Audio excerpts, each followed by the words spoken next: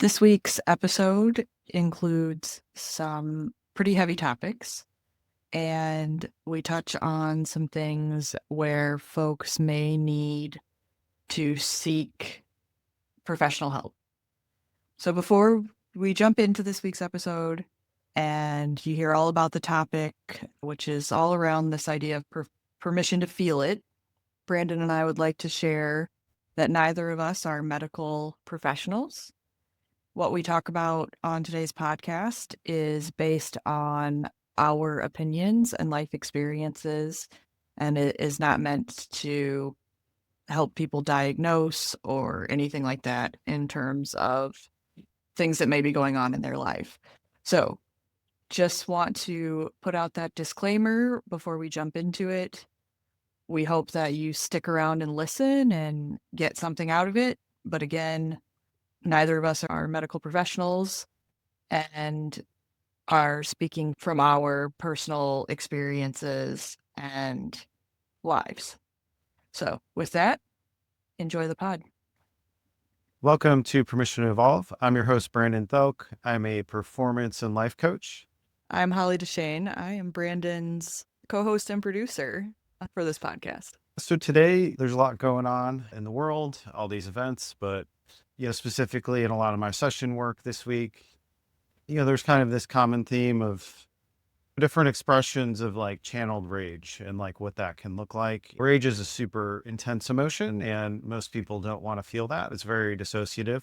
You commonly hear like the idea of seeing red, right? And people like kind of black out and don't remember things. And when it's just this like such an intensity that runs through us, we do lose all kind of self-control. And, there can be a lot of damage done in those states. And today we're going to be talking about the permission to feel it.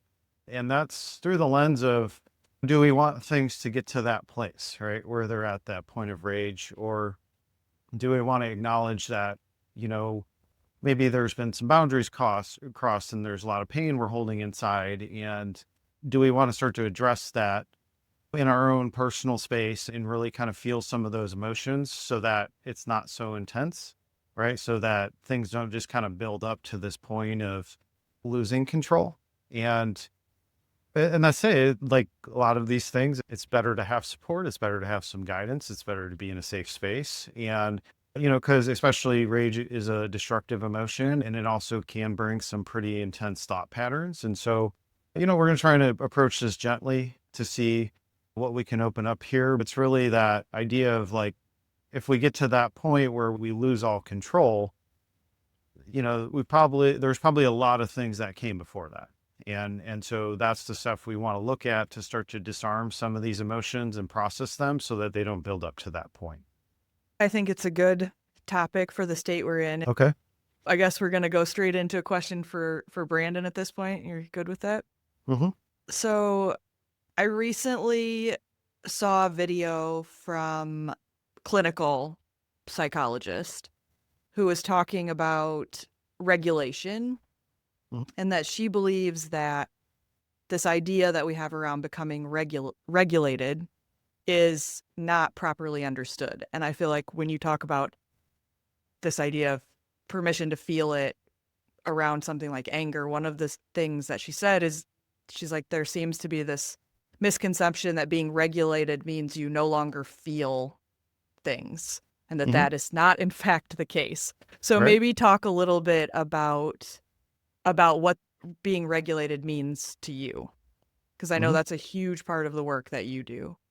So yeah, I think my idea of regulation is, it's not that you don't feel things, it's actually that you feel it to its fullest extent.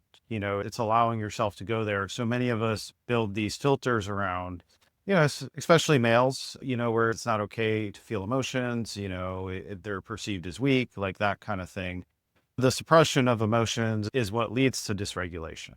Also, when growing up, if I was in challenging situations and I didn't really know how to regulate myself, like that's a big piece that we need from our parents early on, is to help calm us down and work those emotions through for us. And so if we don't have that type of support, a lot of times we're left in this place of trying to work through these things by ourselves.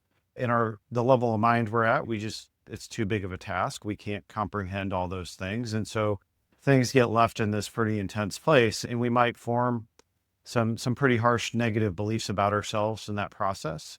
And yeah, so regulation is like we're removing the filter of it's not okay to feel. Okay. Feelings are our feedback. That's our guidance of like, okay, what do I believe about these situations around me? Also, like, how am I doing? Our mood, our thoughts, all these things like dictate kind of where we're at. And so if we're overriding things, if we do just kind of try to plug into positive thinking and override stuff that way, that usually comes from a lot of dissociation. I don't want to feel all the heavy negative things. And so I create kind of this like split personality, a little bit of disconnect where I'm just like, I want to be this like positive person. And so I'm not really in tune with reality in certain ways. That's kind of like a floaty like person, like archetype. And so, yeah, regulation is this, it's not that you don't feel emotions. It's just like when you do feel them, you acknowledge them and you work through them and you bring them to a centered place. Okay. So when I'm dysregulated, I've left an emotion in a negative place, and relative to situations, it's wherever I left it last. Okay. So our nervous system stores that information of like, okay, this happened to me. I have this negative narrative I tell myself about it. And so all those emotions are wrapped up in that story. And so if I get triggered by something similar like that, it's going to bring all those emotions to the surface and I'm going to become dysregulated.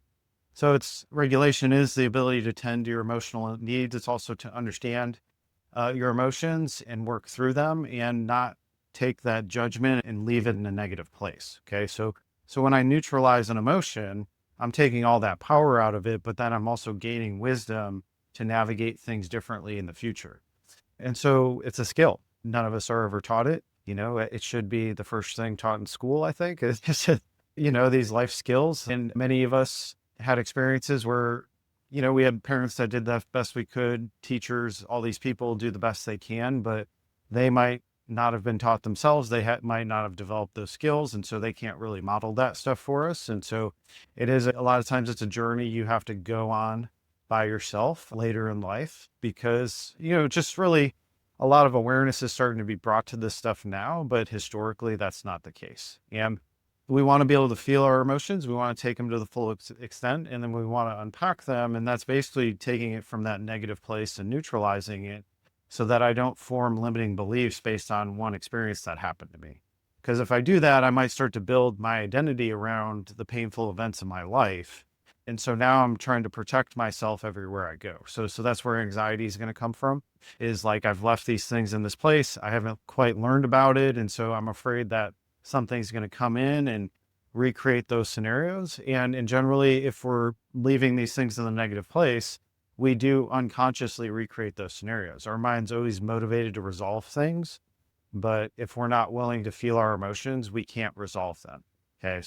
So that's the key to everything, is this ability to feel these things. And that coincides perfectly with today's topic is, it's the human experience. We all have emotions. They're not good or bad. It's more of just data, right? And it's how I'm responding and interpreting the world around me.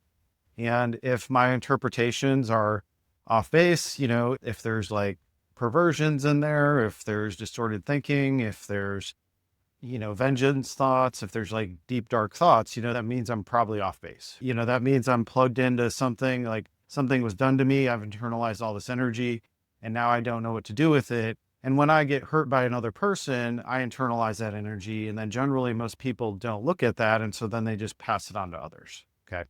The energy has to go somewhere. If it's locked inside me, it's going to express itself in different ways.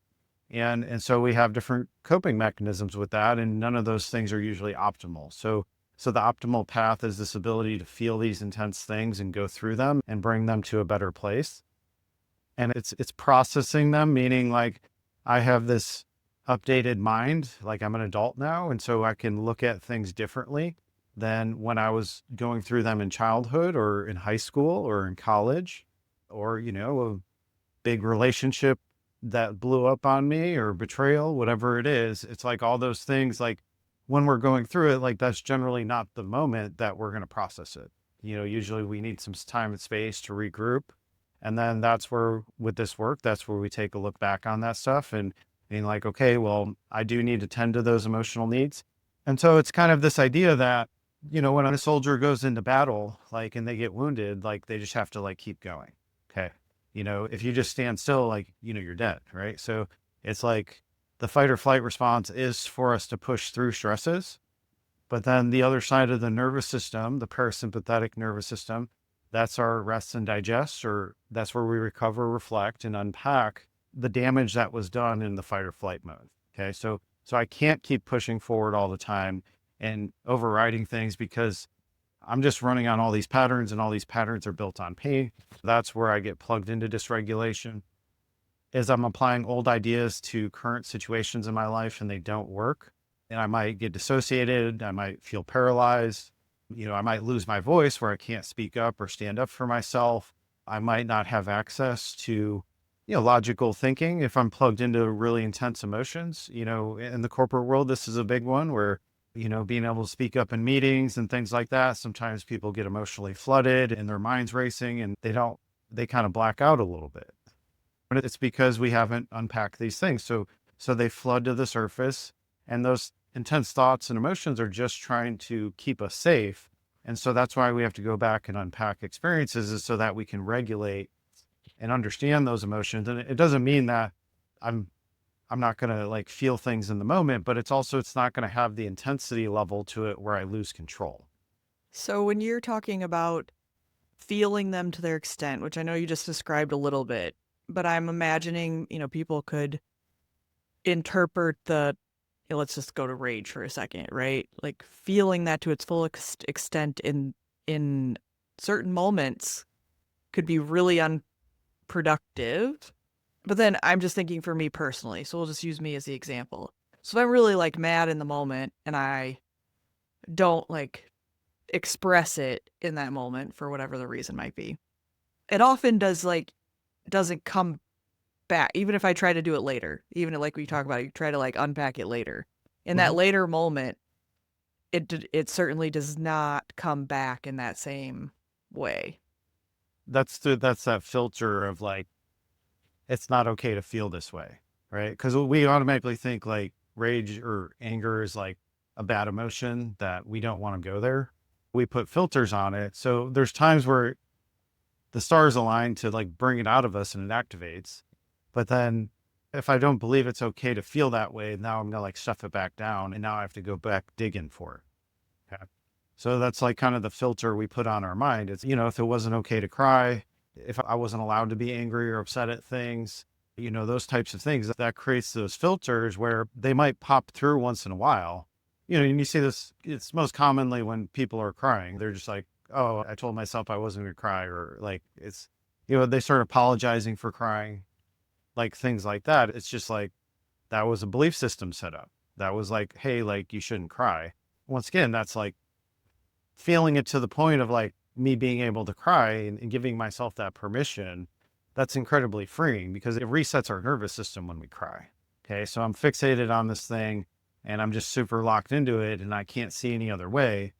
And so when it comes through where we're actually able to feel that sadness come through, you know, I process it and now that's kind of a reset button for me where you always feel better on the other side of it.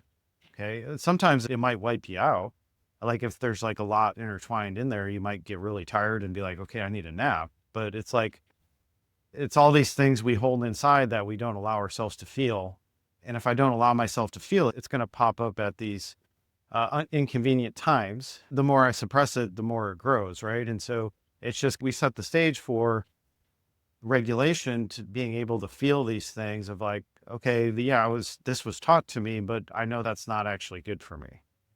Or if we had like an angry caregiver that was just like upset and angry all the time, it's going to be like, oh, I don't want to be that way. Right. So we might not allow ourselves to tap into the anger because we automatically, if we tap into the anger, we feel like we're becoming the person that we don't like. Right. Because a lot of times that anger is a damaging emotion. And so it's this ability to be like, well, like I'm feeling it, I have it. I need to give myself permission to tap into it in order to start that process. But if I have these things where, it could be like initially I was angry about something, but then It just was like a common theme throughout my entire childhood, where now it's like I start to become numb to it. It's like, oh, I just have to keep stuffing it down, keep stuffing it down. And now it's just like so buried, it's really hard to access. And you see this in a lot of situations where, people that have betrayals or boundaries are crossed or whatever, they're like conflicted about, they don't really have access to anger. Okay. It's like so suppressed and so shut down that they like kind of justify everything away. But anger is this, it is this our ability to assert ourselves. It is our ability to reinforce boundaries. Is we need that strong energy, but a lot of us don't want to go there because of how damaging it can be. And so that's the thing, is it gets kind of caught in this weird place where it's just like I want to give myself permission to feel anger, but it's like, yeah, I don't want to throw it all over other people. And so most of the time that's going to be on my own type of stuff, or it's going to be with a coach or therapist or somebody you can actually feel those things with.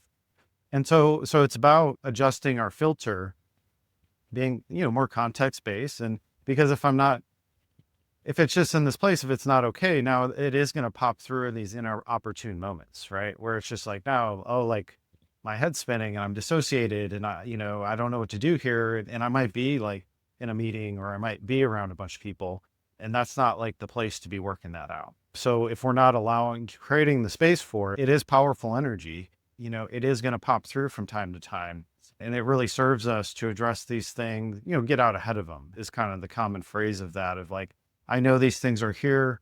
They might be a little bit buried, but I'm going to have a curiosity of like exploring those to, we're just trying to open it up gently. And it's a lot of it's built on complex emotions, meaning it could have been one like very traumatic event. And so when we have a traumatic event, it splits off into all these different aspects. Like, okay, I'm upset about the boundary being crossed. I'm upset about, a parent not protecting me. I'm upset about not trusting my intuition. There could be like 10 different things intertwined in that one situation.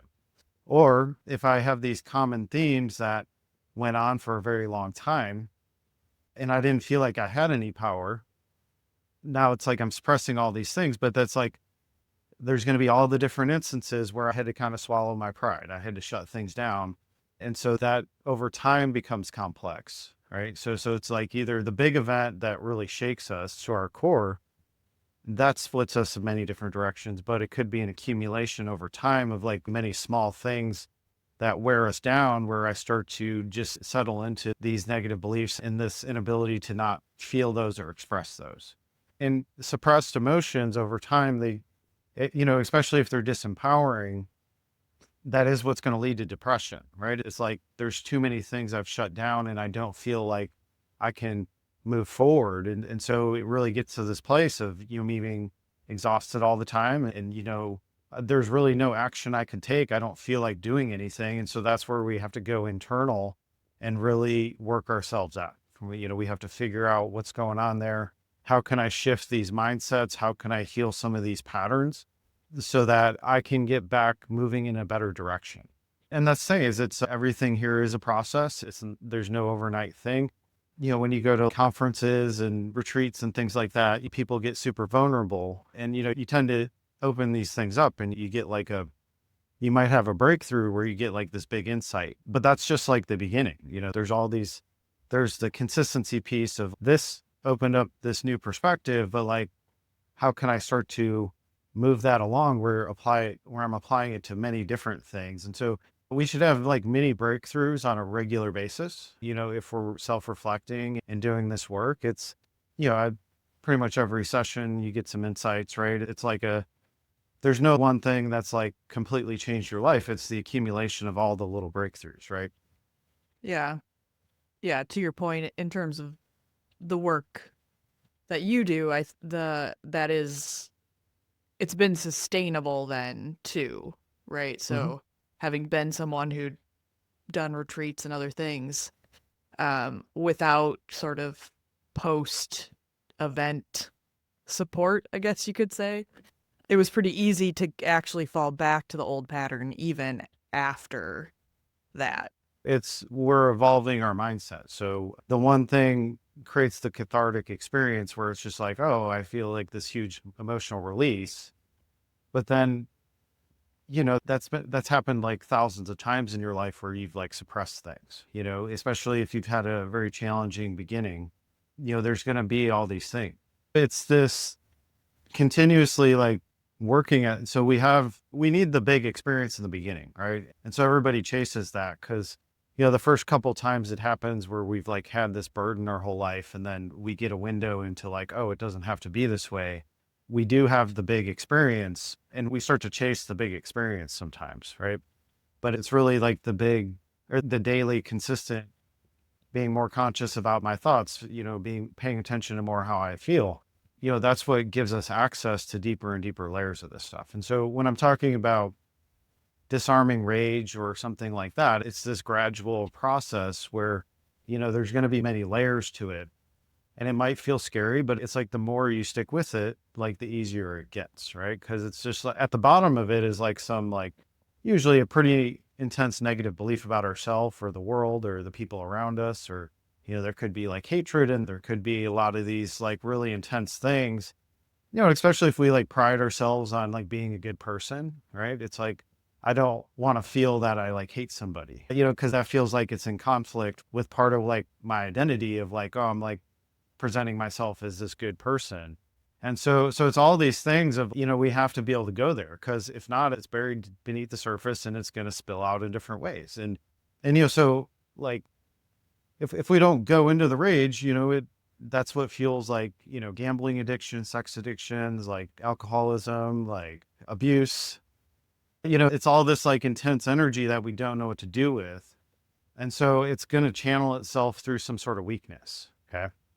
And, so people that grew up in a abusive household growing up, that's usually the thing is like, oh, I don't want to be abusive to like my kids or the people around me. Right. So we put that filter on, okay, I won't go there, but we still have the rage inside of us. Okay.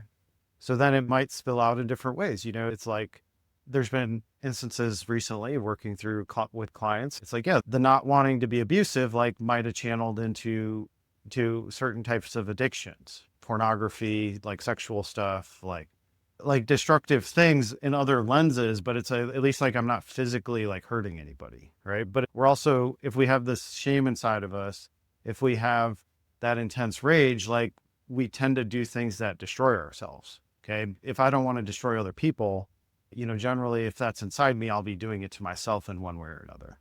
The importance is this ability to feel those emotions so that we don't have that destruction kind of sitting at the base of us, like running behind the scenes, right? Because it's looking for those opportunities to come out. And it's going to come out when, the stress is dialed up. So a lot of people, like if they're struggling with addiction, if everything's going fine, there's no problem.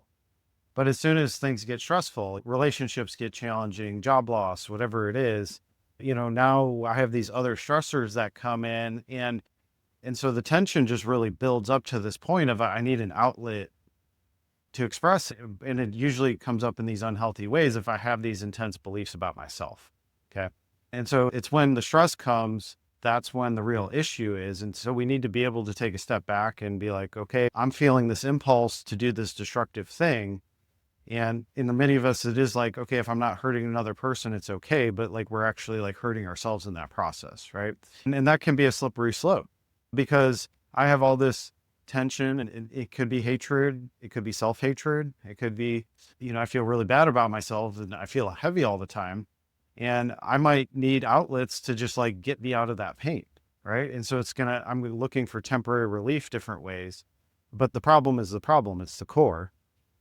And if that's not addressed, these things can keep building into where they become like pretty destructive problems. And so, yeah, we want to go back and we want to start to shave layers off of it. We want to reassess our thinking.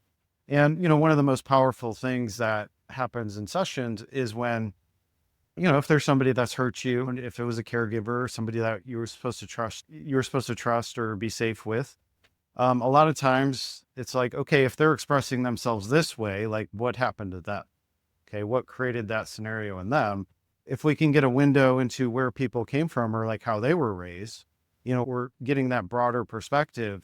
Now we can start to develop some compassion of like, whatever I'm going through with that person, they probably had it like 10 times worse.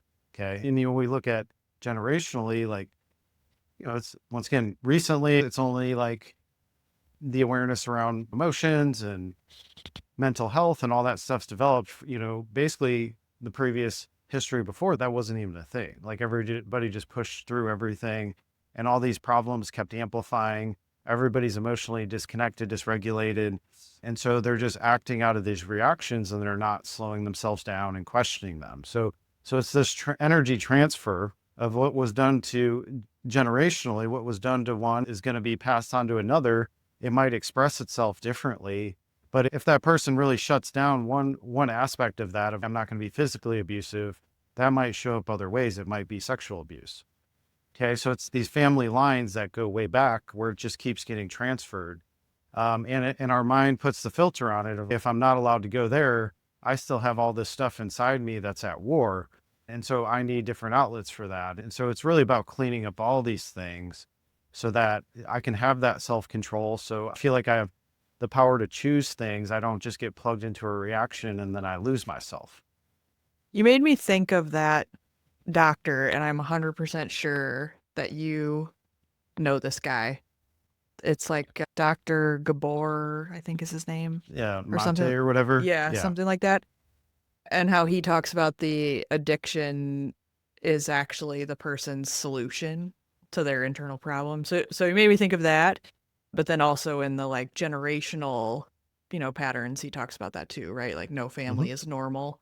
But in thinking along the generational thing, or even in the, we pick up these bad habits as solutions. It's unconscious, likely, that we're picking up these bad habits. But let's just talk about if you recognize it, if you recognize the generational pattern or the whatever it is, you've developed the awareness, like now what do we do with that? First, it is that, okay, I need to be aware that I have a problem first. But then it is like, how do I expand my perception about that? Like I'm feeling all these ways and I'm like wanting to go in a direction that I don't want to. And so it's about exploring the things, the meaning I've assigned to this stuff. Okay. So, if I was abused, then like, and I was left alone to try and process that stuff, generally it's going to be, I'm going to think it was my fault in some way. Okay. I'm going to think that I created the situation in some way. It wasn't just this person had all this energy inside them. They didn't know what to do it, which, that's the, we start to make everything our fault. And that's the child mindset is if this parent is volatile and acting crazy, it must be something I'm doing that's making them feel that way. Right. And so they start taking on these emotions. And so at the bottom of it, it's going to be shameful thinking. It's going to be this fundamental belief that I'm bad or that maybe I deserve to be hurt or I deserve to be abused and like all that stuff. And so we have to kind of get down to that layer so where we can unpack that stuff of like, because the child mind is going to always make it about themselves. And as an adult, we can see the complexity of these situations and that, a lot of that stuff's not actually true. It's just stuff that's being passed down. Okay. It is deeper work. It is, anytime we're dealing with intense emotions, like, especially if you have zero experience in it, like it is very important to have guidance and help in some capacity. And that's the thing is if we have shame at the bottom of it, now we're going to feel alone with it too. We're going to feel like nobody's going to understand us. We're going to feel like I'm the only one with this problem. I'm the only one that's experienced this. And a lot of physical abuse actually used to be like quite normal, right? Oh yeah, uh, yeah. yeah, the sexual abuse, I think the numbers are kind of off the charts that, it's just like a lot of that stuff wasn't like talked about. And so it was just kind of like, oh, you don't go there. I think a lot of people have those traumas.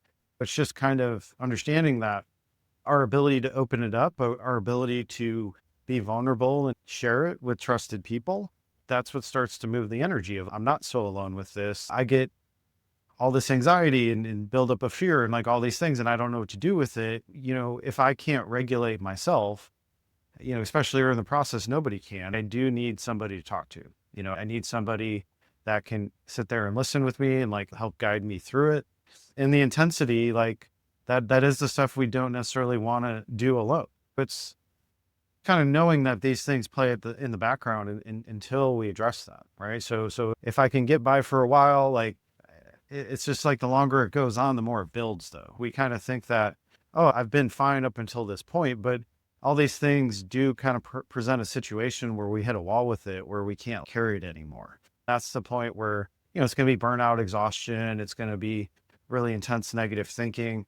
It's going to, yeah, we're going to feel this a bit like we're not going to be motivated by things. We're just going to kind of feel in that lethargic, kind of mopey range there, kind of like paying attention to how you feel. And it's like, if there's deeper things, tricky part here is our mind does have this really strong ability to protect us from painful things. And so the dissociation piece can make us actually like block out memories. We can actually, and that's why like hypnotists and things like that, they like help get you to your subconscious mind. My work also takes you there. And that stuff's fueling everything until you get to those pieces. Like everything's just a strategy to manage it. Those strategies over time, like they don't work as good because the energy behind it keeps building. The strategy isn't going to be effective to hold back that.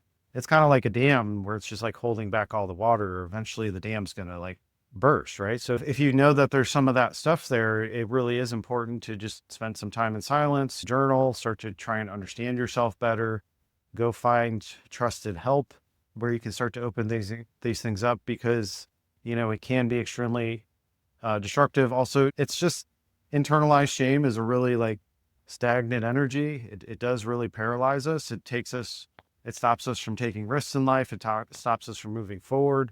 It can pull us into depression, but then also if I'm in the rage place, like, yeah, now I might actually be hurting other people. These things do need to be addressed at some point. There's no great way to do it. It's really sad that these things do happen, but that's part of the human experience. Is we have all these different dynamics. Every experience you can grow stronger through if we can get to the bottom of it. And so it starts with this curiosity about like, okay, I wonder how these things are affecting my life. If I'm able to compartmentalize really well, I might feel like it's not an issue, but people that compartmentalize really well, they're usually very strong in one area, and then the rest of their life is kind of a disaster. Or, they might be able to live a double life, or they kind of have, two separate versions of them. That's all these different splits. Like that's just that childhood version of you that's like stuck. It's stuck in the mindset that it's your fault, that you're a bad person, all these things. And so we really have to work at that, because that's what frees up the energy. That's what gets things moving. To that point of like believing it's your fault, it could also, that belief could be born from the place of that's what you were told. Yeah. Yeah. Somebody As that didn't take accountability. Yep. Yeah, like so as something bad is happening, they're telling you that it's your fault. You made them feel some sort of way, therefore you now have this thing happening. And then I was also thinking a little bit in, at least in the way that I grew up, there was also like I don't know if it was different for boys, but for girls especially, any kind of religious thing, there also could be like shame that gets tied up in the like purity Mm-hmm. crap that gets tossed around, like, oh, this thing happened to you, it's your fault. Yep. And now you also are like no longer the thing that this religion says you should be. I mean, a lot of that stuff gets pretty complex. And so a lot of things, it's already a bad thing, but then there's like another layer that gets put on it that like makes it even more intense and more confusing. A lot of times those things aren't helpful, because this is something that happened to you. But now if we start putting that lens on it, like it could plug you into even more shame as a result of that. Right. And so these things can be pretty debilitating. They do create like tons of insecurities, like a lot of self-consciousness, this inability to move forward towards the things you want in life. Because, if I have this belief that I'm like bad on some level, I'm also going to be believing that I don't deserve things as well. Right. So, those are going to go hand in hand of like, I'm just going to settle in. People are going to treat me badly, and I'm going to feel okay about that because I feel like I deserve it on some level. You see that a lot in relationships where, people just put up with a lot of like damaging things because, that's what was taught to them is like, oh, you're just supposed to go along with this stuff. And a lot of pretty intricate stuff here. And, once again, it goes way beyond the scope of the podcast. These are very personal situations, and just doing the best to give an overview of it, but it does express itself in many different ways. And that's the efforts to kind of create an awareness of like, well, yeah, there's probably just a lot of internalized shame that underneath that's also going to be like rage and hatred and things like that. And those are all things like we don't want to believe are ours, right? But it's like, well, a lot of this stuff gets passed on, and from the people that didn't know how to deal with it, now it's like our problem to deal with, right? And then I can either continue that pattern or I can stop it. We stop it by taking the step back, looking at it at a deeper level, trying to understand it, trying to understand our role in it and how I can shift out of it. And then that's the thing is, we can always shift the story we tell ourselves. We can't always make peace with situations. There are some things that are just a little bit more intensive. It's a bigger process, but the message is that, you don't have to accept these things as your truth your entire life. You don't have to build an identity around it. You can do some things to make it a better situation. Oftentimes that does start with this kind of curiosity of like, okay, I'm tired of feeling this way. And then I start exploring. I start getting into psychology and listening to podcasts and reading books and, maybe going to events and talking to people. That's how we start to kind of move the energy is we get in this place of like, okay, I, I need to understand why I feel the way I do in order to free myself from it. Okay. So it is about going deeper into stuff. And that is in that realm of allowing yourself to feel it, which is a very uncomfortable process. And once again, that's why having somebody to hold some space for you is really important, because these are deeply personal things and they do need to be handled delicately. And if you do it on your own, like that could sink you even further, right? Because if my mind's already in a negative place and I'm trying to work through these things by myself, like I might latch onto some pretty intense stuff and that might pull me further down. It's important to have somebody with a more neutral perspective that's not attached to the situation that can help guide you through it because they're holding a higher ground from you where, they didn't, maybe they experienced it, maybe they're on the other side of it. That's usually a pretty good recipe is somebody that knows what you're going through, knows what you feel like. That's usually pretty good support as long as they've done the work and gotten through it, actually. And, a lot of people try to teach things before they're ready. They try to like say they know how to come up with these solutions when they're still very wounded themselves. And so we could get some bad experiences with that stuff. And so I think it's important to do your due diligence and just really feel people out. And, we're looking for calm, non-judgmental energy, somebody you feel safe with, somebody that, doesn't use things against you. Right. And so it's kind of, a lot of us think that's maybe a partner, but that might not be the proper context, right? Our partner might not have those skills, abilities, that capacity. Somebody who's more geared towards the work, somebody that's done it themselves or somebody that's like guides people through it. Like that's usually a better vehicle for that. But the goal is to not feel alone with things because that in itself starts to open it up and can be very healing. So this is maybe a particularly heavy topic. So if you have like final thoughts or advice, if somebody's, looking for someone or starting on the journey of this kind of work related to feeling through these harder emotions, what would you say to them? I mean, first and foremost, it's a self-discovery process and we understand ourselves through our emotions. Okay. So if I haven't allowed myself to feel things, I'm disconnected from myself. So I'm taking on all these things that have happened to me and I'm personalizing it and I'm building my identity around it. And that can very, very easily be disempowering or can plug us into a victim mindset.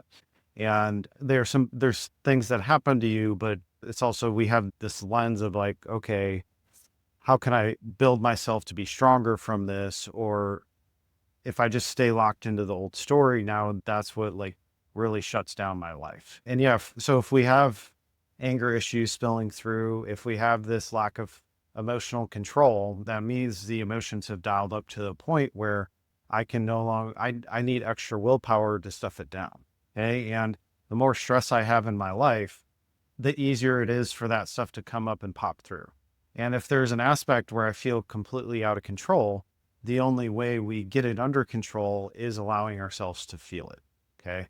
It's allowing ourselves to understand it at a deeper level. Common Western philosophy is to medicate with these things. That's to suppress and numb these things out, right? And so I might be feeling less, and that might help me get through. And if I have really intense things going on, I might need to dial it down a little bit. And so those are tools that can be useful in certain situations.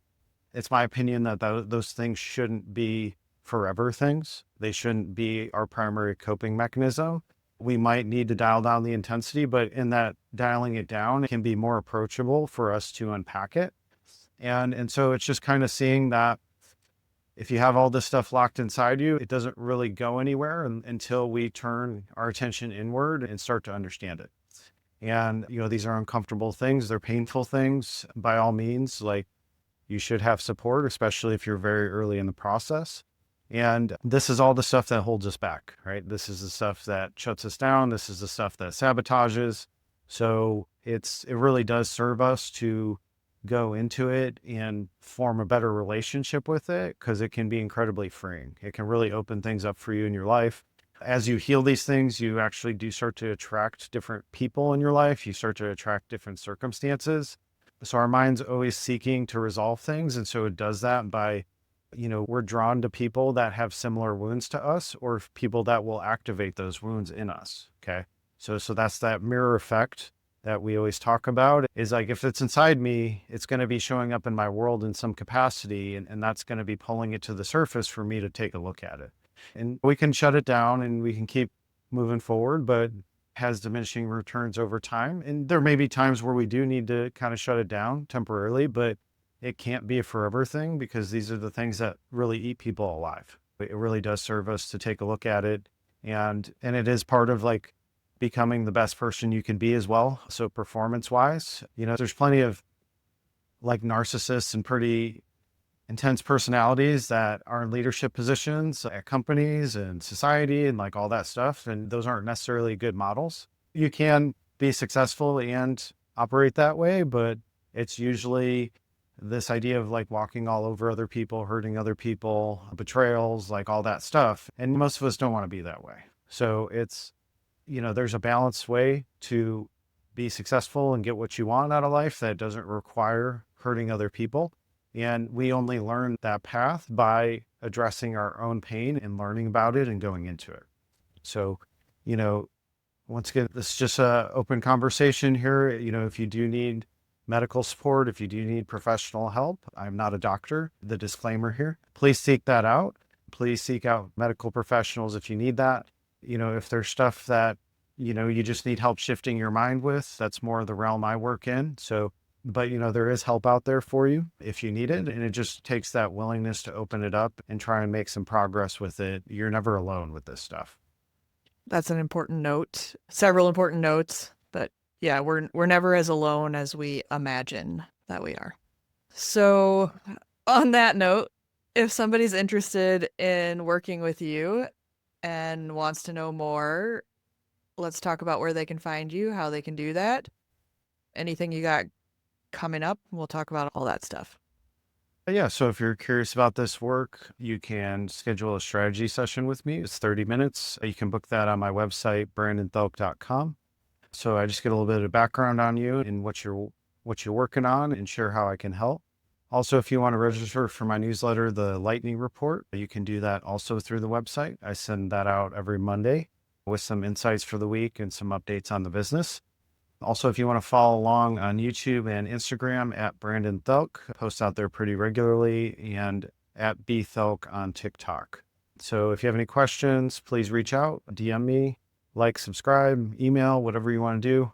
Happy for your support. And yeah, if there's some intense things going on, please reach out, and I'll certainly share how I can help support you. But also, there are some bigger things, if you need professional help, like definitely seek that out. Yeah, for sure. Mm-hmm. If you have a question for Brandon for our Ask Brandon segment of the podcast, you can also submit your questions on any of the channels, platforms, etc. that Brandon just described, or you can email them to the podcast as well. All that stuff will be in the show notes.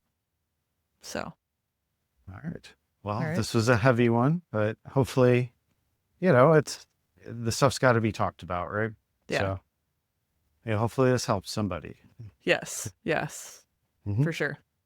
All right, cool. Talk to you later, Brandon. All right. Bye.